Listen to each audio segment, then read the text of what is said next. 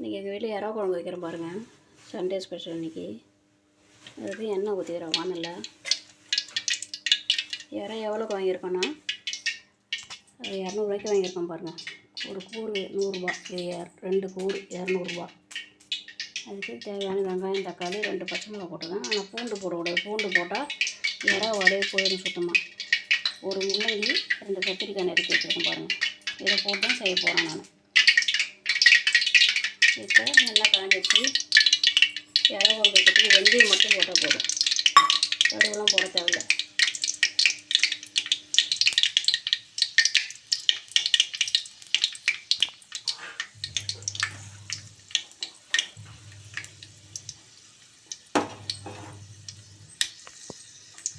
வெந்தயம் வச்சு பாருங்கள். வெங்காயம் தக்காளி போடுறேன்.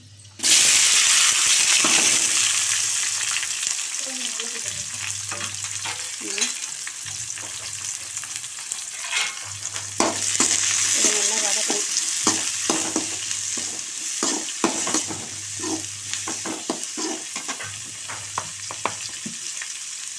இது வதங்கிட்டு கொஞ்சோண்டு தூள் உப்பு போடுறோம். சீக்கிரம் வதங்கிடும். தூள் உப்பு கொஞ்சம் போடுறோம். முள்ளங்கி போட்டு வச்சு அவ்வளோ டேஸ்ட்டாக இருக்கும். அது இல்லைன்னா முருங்காய் மாங்காய் கூட போட்டு வைக்கலாம். ஆனால் புளி கொஞ்சம் கம்மி பண்ணிக்கணும் மாங்காய் போட்டால். நான் ஒரு 2 நெல்லிக்காய் சைஸ் அளவு போட்டிருக்கேன் புளி. பெரிய நெல்லிக்காய் சைஸ் அளவு.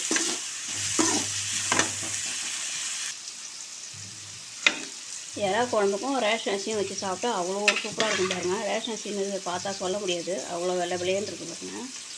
இதுதான் வடிக்கிறேன். ஆனால் பசங்களுக்கு தனியாக நல்ல சாதம் வடிக்கிறேன். இதை போட்டு வடித்து சாப்பிட்டு பாருங்கள், சூப்பராக இருக்கும். வீட்டில் ட்ரை பண்ணி பாருங்கள். இப்போ வெங்காயம் வதங்கிட்டு பாருங்கள். நல்லா இதை வதங்கணும். நம்ம அள்ளி வச்சுருக்குற முள்ளங்கி, வெள்ளை முள்ளங்கி போட்டு அது கொஞ்சம் நல்லா வதங்கணும்.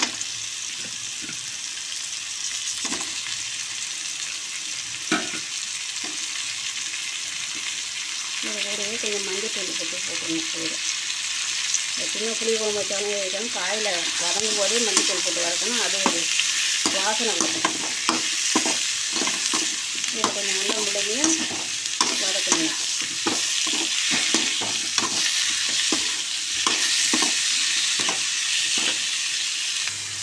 இது இப்போ வர வச்சு பாருங்கள். இது மேலே இறா போடுறோம்.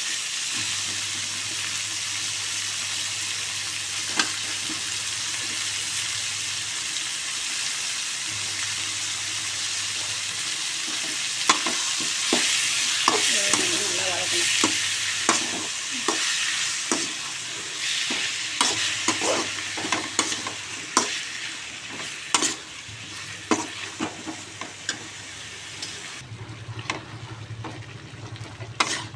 இறா முள்ளங்கி எல்லாம் தண்ணி கொடுத்து பாருங்கள்.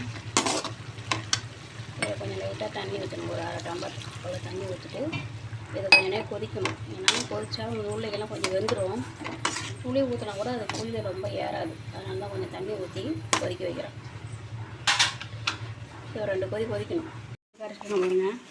2 நெல்லிக்காய் சைஸ், பெரிய நெல்லிக்காய் சைஸ் ஊற வச்சுருக்கேன்.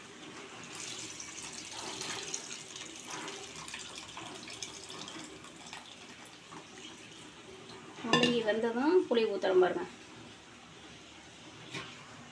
போட்டால் ஒரு 2 ஸ்பூன் அளவு, 2 ஸ்பூன்லாம் பெரிய அளவில் போடுறோம் பாருங்கள்.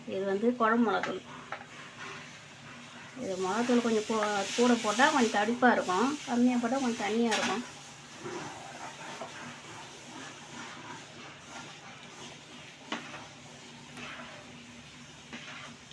ஒரு ஸ்பூன் அளவு, சின்ன ஸ்பூனால் காரப்பொடி போடுறோம் பாருங்கள்.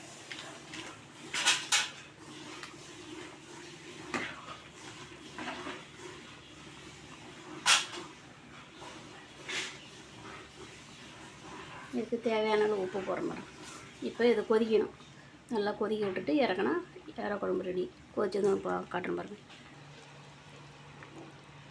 பாருங்கள், சுவையான இறா குழம்பு ரெடி ஆகிடுச்சு பாருங்கள். முள்ளங்கி, இறா எல்லாம் சேர்ந்து கலந்து வந்துருக்கு பாருங்கள். இந்த மாதிரி நீங்களும் வீட்டில் செஞ்சு பாருங்கள், ட்ரை பண்ணி பாருங்கள். முள்ளங்கி போட்டு செஞ்சு ட்ரை பண்ணி பாருங்கள். லைக் பண்ணுங்கள், ஷேர் பண்ணுங்கள்.